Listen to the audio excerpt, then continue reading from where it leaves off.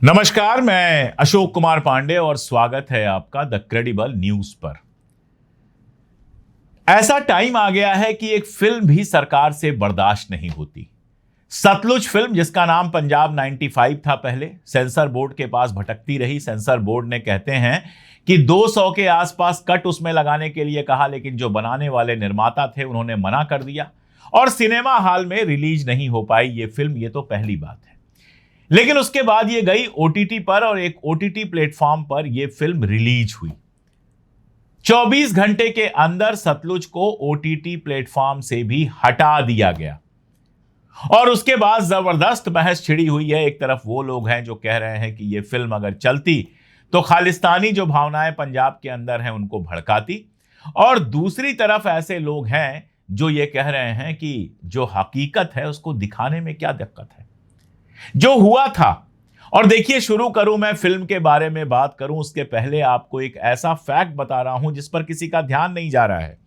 जसवंत सिंह खालरा कौन थे? जसवंत सिंह खालरा हाथ में राइफल, बंदूक, AK-47 लेकर घूमने वाले कोई खाड़कू या आतंकवादी नहीं थे। जसवंत सिंह खालरा एक ह्यूमन राइट एक्टिविस्ट थे। ह्यूमन राइट एक्टिविस्ट थे तो क्या काम कर रहे थे? वहां पर जो ऐसी हत्याएं हो रही थी जिनका कोई रिकॉर्ड नहीं रखा जा रहा था, जिनकी लाशें लावारिस हो जा रही थी, जिनको गुपचुप जला दिया जा रहा था, ये सारा कुछ जो किया जा रहा था, यानी जो लोग गायब हो जाते हैं और उनका कुछ पता नहीं चलता, उनका रिकॉर्ड इकट्ठा कर रहे थे। बताया जाता है कि 22,000 के आसपास उन्होंने रिकॉर्ड इकट्ठा किए थे। उसके बाद जो हुआ वो समझना बहुत जरूरी है। उनको किडनैप किया गया, उनका फेक इनकाउंटर किया गया और 6 सितंबर 1995 को पुलिस खालरा के घर आई, उनको घर से उठाकर ले गई और मारकर लाश नदी में फेंक दी गई। कहा जाता है कि पहले उनकी जबरदस्त पिटाई की गई। वो पानी मांग रहे थे तो कहा गया, जाओ इसको पानी लेके आओ। जो सिपाही पानी लाने गया था, जब पानी लेकर लौटा तो उसने देखा कि सतवंत सिंह खालरा को गोली मार दी गई है। अब देखिए, यह मामला कोर्ट में गया। जिस पर मैं जोर दे रहा हूं वो ये कि यह मामला कोर्ट में गया, सीबीआई की जांच की गई। 4 पुलिस अफसरों को उम्र कैद की सजा हुई और बाकी आरोपियों को 7-7 साल के जेल की सजा सुनाई गई।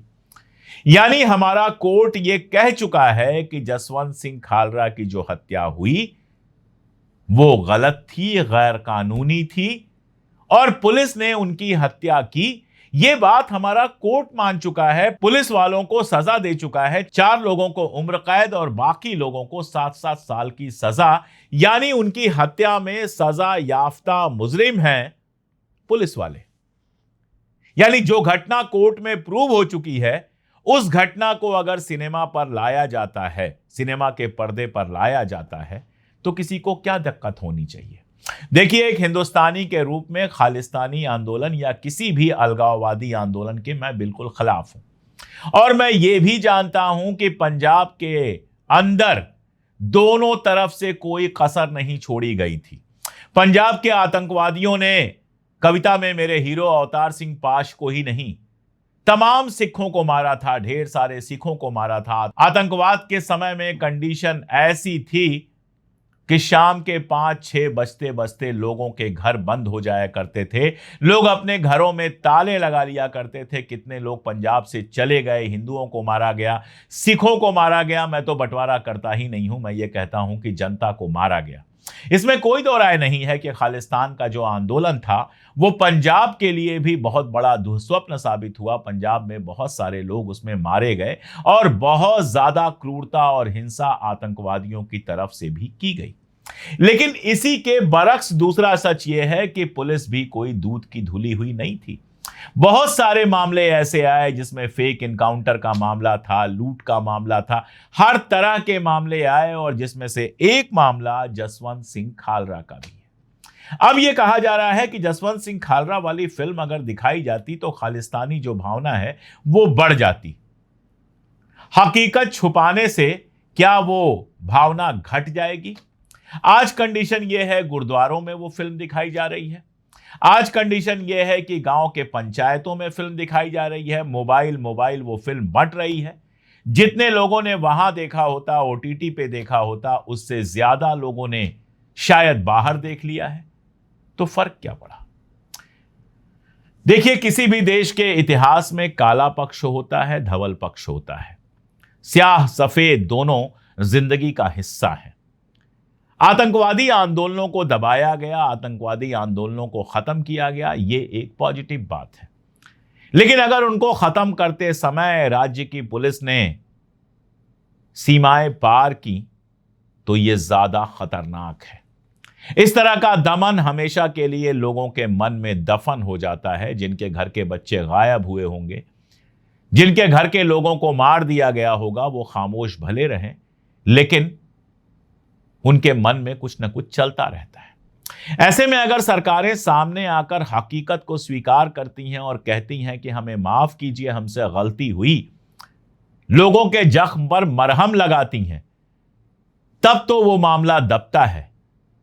अगर उनका कस्से को ही दबाया जाएगा तो कोई मामला नहीं दबने वाला है। मैंने आपको बताया कि ये जो फिल्म है सतलुज, ये गली गली में देखी जा रही है, गांव गांव में देखी जा रही है, चर्चा हो रहा है, दिन रात ट्विटर पर, फेसबुक पर लोग इस पर लिख रहे हैं। यानी चर्चा तो हो रहा है। जिस चर्चा को रोकने के लिए आपने फिल्म के ऊपर बैन लगा दिया, वो चर्चा तो हो रहा है। अब देखिए, एक से एक जो खुद को प्रोग्रेसिव कहते हैं, जो खुद को सेकुलर कहते हैं, वो सामने आ गए हैं। एक कारवान मैगजीन है, उसके हरतोष सिंह बल हैं। दरअसल उनके मामा गिल साहब जो थे, केपीएस गिल, वो उस जमाने में वहां के पुलिस चीफ हुआ करते थे। तो वो लगातार इस फिल्म की न केवल मुखालफत कर रहे हैं, बल्कि ऐसी ऐसी बातें कर रहे हैं कि सुन के सर पीटने का मन होता है कि ऐसे लोग कारवान जैसी मैगजीन चला रहे हैं। मैंने तो, जो मेरा सब्सक्रिप्शन खत्म हुआ था, मैं सोच रहा था उसको रिन्यू करूंगा, क्योंकि कारवान में पढ़ता रहा हूं। अब मैं नहीं पढ़ूंगा। अगर ऐसे लोग हेल्म पर बैठे हुए हैं तो मैं नहीं पढ़ूंगा। आज ये सिखों के खिलाफ बोल रहे हैं, कल मुसलमानों के खिलाफ बोलेंगे, परसों किसी के खिलाफ बोलेंगे। मुझे तो इनमें और भाजपाइयों में कोई खास फर्क नहीं दिखाई देता है। क्या लॉजिक हुआ कि नहीं 22,000 नहीं थे, 1,700 थे या 700 थे? मैं कह रहा हूं अगर 70 भी थे तो वो बात क्यों नहीं सामने आनी चाहिए? क्या लॉजिक है इस बात का कि इसमें आतंकवादियों का बहुत कुछ नहीं दिखाया गया? अरे भाई, ये सुखवीर सिंह खालसा की कहानी है। सिनेमा हमेशा किसी एक की कहानी होती है, उसके आसपास की चीजें दिखाई जाती हैं। यह कोई इतिहास की किताब नहीं है जिसमें सारी चीजें लिखी जाएंगी। यह क्या लॉजिक हुआ? फिर तो अगर 1,000 फिल्में बनती हैं तो उसमें से 900 फिल्मों को खारिज कर देना चाहिए। और इसकी तुलना कर रहे हैं केरला फाइल से, इसकी तुलना कर रहे हैं कश्मीर फाइल से। यह तो मजाक से भी ज्यादा बड़ा मजाक हो गया। यह दिखाई देता है, अंग्रेजी की कहावत है, हालांकि वो शॉर्ट करके बनाई गई है, मूल कहावत कुछ और है कि blood is thicker than water. तो आपके चूंकि रिश्तेदार थे, आपके सगे मामा थे केपीएस गिल साहब, इसलिए आप वहां पर पुलिस को डिफेंड करने पहुंच जाते हैं। फिर तो हर जगह डिफेंड कीजिए, फिर तो ह्यूमन राइट जैसी कोई चीज होगी ही नहीं। मैं आपको एक किस्सा सुनाता हूं, और यह किस्सा शायद ही आपने सुना हो। कश्मीर की बात कर रहा हूं। कश्मीर में आतंकवाद का दौर जब अपने चरम पर था, तो वहां भी एक ह्यूमन राइट एक्टिविस्ट थे, और वो कोई मुस्लिम नहीं थे। उनका नाम था पंडित हृदयनाथ वांचू। गूगल कीजिएगा, HN वांचू, हृदयनाथ वांचू ढूंढिएगा। वहां पर जो पुलिस और सुरक्षा बल कर रहे थे, वो उसके रिपोर्ट बना रहे थे कि कितने लड़कों को गायब कर दिया गया, क्या हुआ, कैसे हुआ। और उन पंडित हृदयनाथ वांचू की हत्या हिजबुल मुजाहिदीन के एक आतंकवादी ने की थी, जो आज भी जेल में है। आशिया अंदराबी का अगर आपने नाम सुना होगा, तो आशिया अंदराबी के हस्बैंड ने की थी। दुख्तरान मिल्लत की जो हेड है, उसके हस्बैंड ने की थी। आज भी वांचू साहब का परिवार वहीं कश्मीर में रहता है, श्रीनगर में रहता है। मेरी जब किताब कश्मीर और कश्मीरी पंडित आई थी, तो पूरा परिवार आया था उसका विमोचन करने के लिए। वांचू साहब की कहानी मैं क्यों सुना रहा हूं? क्योंकि ह्यूमन राइट एक्टिविस्ट बिना धर्म देखे, बिना कुछ देखे, जहां ह्यूमन राइट्स को नुकसान पहुंचाया जाता है, वहां काम करता है। आज मैं ह्यूमन राइट एक्टिविस्ट अगर हृदयनाथ वांचू की कहानी सुनाऊं, तो मैं कश्मीर में आतंकवाद भड़काने का दोषी हो जाऊंगा। तो फिर जसवंत सिंह खालसा की कहानी सुनाने पर कोई आतंकवाद भड़काने का आरोपी कैसे हो सकता है? एक सीधी सी बात बताऊं, देश में जिस तरह का बंटवारा चल रहा है, मुसलमान है तो पाकिस्तानी, जब किसान आंदोलन चल रहा था तो उनको खालिस्तानी कहा जा रहा था। यह वो चीज है जो लोगों को देश से दूर कर रही है, जो लोगों के अंदर अलगाववाद की भावना पनपा रही है। 2010, 14, 15, 16 तक मुझे पंजाब में खालिस्तानी मूवमेंट का नामलेवा कोई दिखता नहीं था। थोड़े से लोग थे, लेकिन उनकी कोई खास इज्जत नहीं थी। अगर आज वो बढ़े हैं, मुझे नहीं पता बढ़े हैं कि नहीं बढ़े हैं, लेकिन अगर सरकार को लगता है कि आज वो बढ़े हैं तो उसको सोचना चाहिए कि किसान आंदोलन के अंदर जिस तरह से लगातार ये कहा गया, जिस तरह से लगातार सिखों को खालिस्तानी कहा गया, सोशल मीडिया पर ट्रोल किया गया, बाकी सारी चीजें हुई, ये एक बड़ी वजह होगी। जब देश में बहुसंख्यकवाद चलेगा तो जो अल्पसंख्यक हैं, चाहे वो सिख हों चाहे मुसलमान हों, बाकी तो बहुत कम है, ईसाई बहुत कम है, और जैन जो हैं वो बीजेपी के साथ हैं, उनके खिलाफ कुछ नहीं होता, तो उनके बीच तो इस तरह की भावना नहीं आएगी। ईसाई के अंदर अगर आ भी जाएगी तो वो क्या कर लेंगे, बहुत थोड़ी सी संख्या है उनकी। लेकिन अगर मुसलमानों और सिखों के अंदर अलगाववाद बढ़ रहा है तो ये पॉलिसी जिम्मेदार हैं, जिसमें उनको लगातार विलेन बनाया जा रहा है। एक फिल्म को रोककर आप इसको नहीं रोक सकते। जिसको दबाने की कोशिश की जाती है वो और ज्यादा फैल जाता है।